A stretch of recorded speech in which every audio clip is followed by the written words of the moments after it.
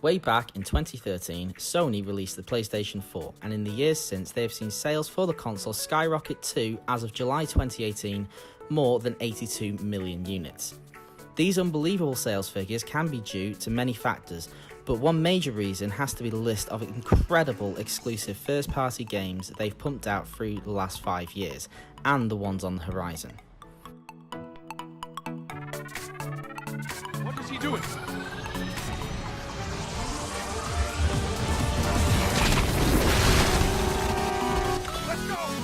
First was an attempt at a new mascot for the PlayStation brand with a 3D platformer in the vein of Jak and Daxter and Ratchet and Clank. Although it critically bombed, sales were quite good, and it even managed to get a sequel for people who wanted to see Knack save the world again.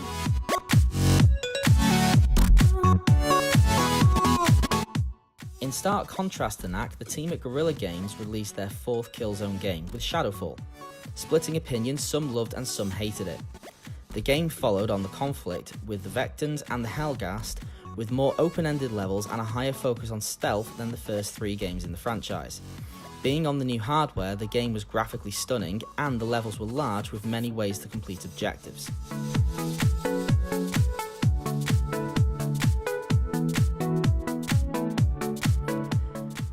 Going into 2014, there was 4 major releases for Sony, starting with infamous Second Son. Being the 3rd game in the superhero open world franchise, and the first on the new hardware, a new city was chosen.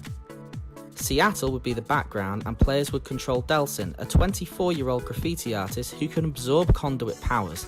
He faces off against the DUP and their leader Augustine, who controls concrete.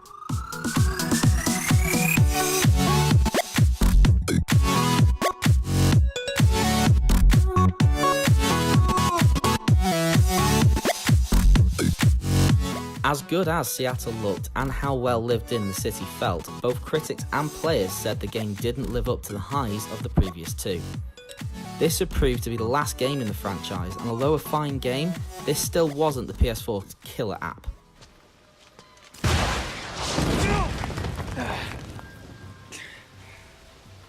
You could have hit me!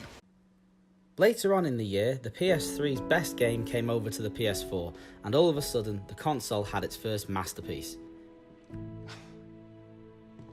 Is this really all they had to worry about?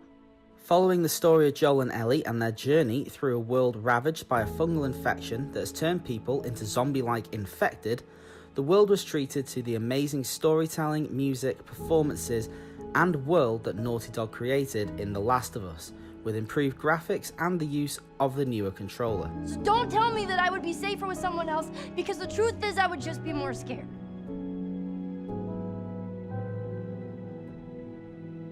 You're right. This was a must-own for anyone with a PS4. You see this? Shh, don't scare it. I won't.